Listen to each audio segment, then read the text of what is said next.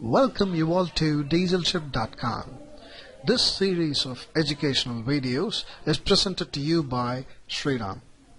And this video is especially produced by Dieselship Academy. So in this video, we're going to talk about the mechanical seals, origin and its design.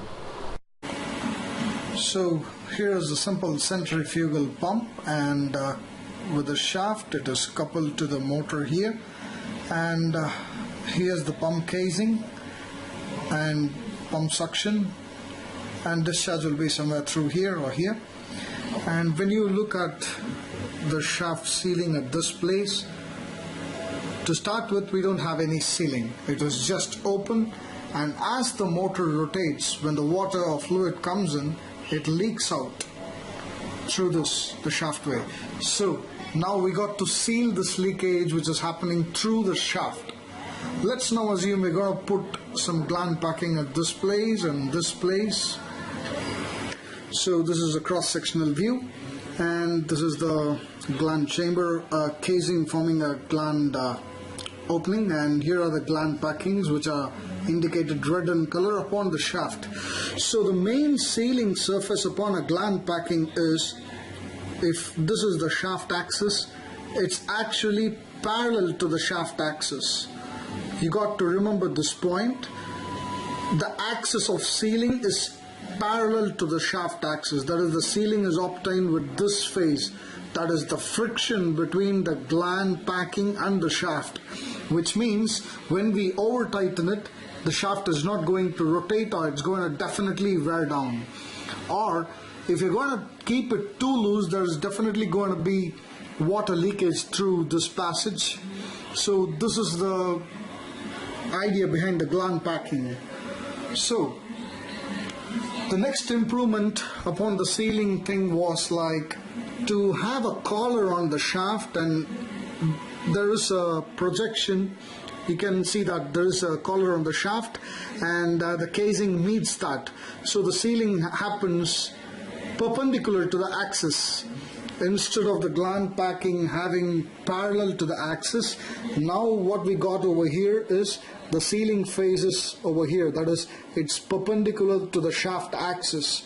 Now when I start the pump and the motor, there's a huge hell of a lot of smoke which is coming out here, as the shaft collar directly touches the pump casing, which means there's going to be huge friction and smoke comes out, and the pump stops immediately after starting, which is not going to rotate freely.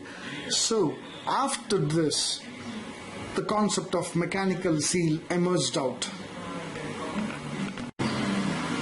So now we know that the best way to seal is to have the sealing phases perpendicular to the axis of the shaft, which is this phase.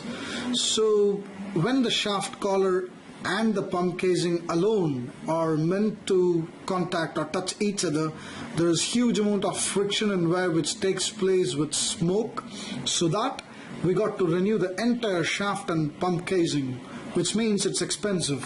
For that, we have to have a separate ring arrangement or some other component which can be replaced if it wears. So we got to have a black part which is indicated here, which is rotating with the shaft, and the red part which is attached to the casing, which means the sealing phase is still perpendicular to the axis of the shaft, but however there is no direct touch between the shaft and pump casing, for which we have two substitute rings. One is rotating and one is stationary. So this forms the main seal. Now when I start the pump and rotate, the pump rotates, there is least amount of friction, but still the water leaks. Let's now see why the water leaks and how to rectify that, even though we have the sealing phases perpendicular to the shaft. So when we look at this type of arrangement, that is one rotating component with the shaft and other stationary component with the pump casing, the water still leaks. So to identify that, when we look closely, The water has two leak passages. One is through the shaft, that is this way, and other is through the pump casing this way. So one is this way along the shaft and along the casing. The water finds two channels. So in designing a mechanical seal, we got to understand that instead of having the perpendicular axis, that is the sealing face perpendicular to the axis of the shaft, along with this sealing face we got to have two more. That is either one of the O-rings here, which prevents the leakage through the shaft, and one O-ring here, so that it prevents leakage along the pump casing. So in a mechanical seal we have three sealing surfaces, that is 1, 2, the perpendicular one, and the third one is along the pump casing. So that with this we complete the need or the primary design of a mechanical seal.